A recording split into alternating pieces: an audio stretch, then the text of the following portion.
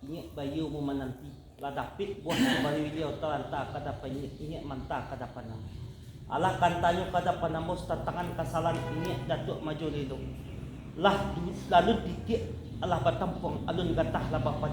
Lah duduh ingat mama sarato dun sanak nang basamu mambalilah. Tapi limbak nan dari ditakut nang babalik dia lang membajawi. Balu tentang kesalahan ninya mama sarato dun sanak nang basamu. Yo minta disampaikan ke pihak silang nang pangka jati karajo nang pokok. Kan betu bananya.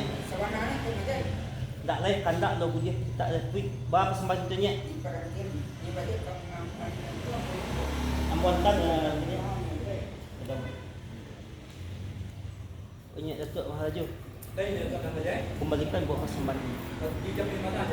Oh inan tadinya menanti mo bayo.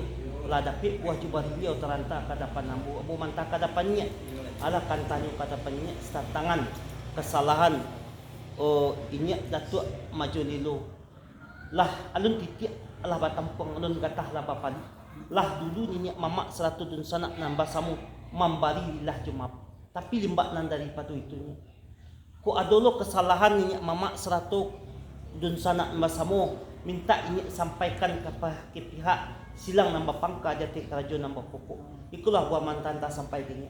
Sampai dah tanah aja. Sakit keunya.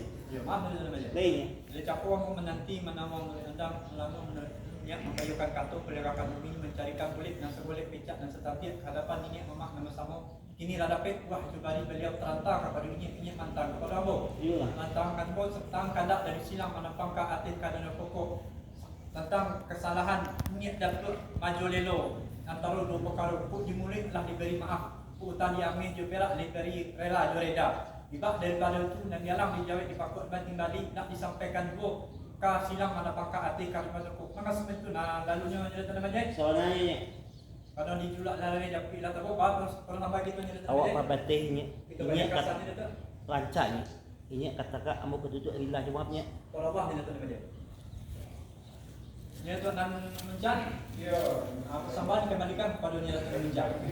Ya maaf nyata mencari.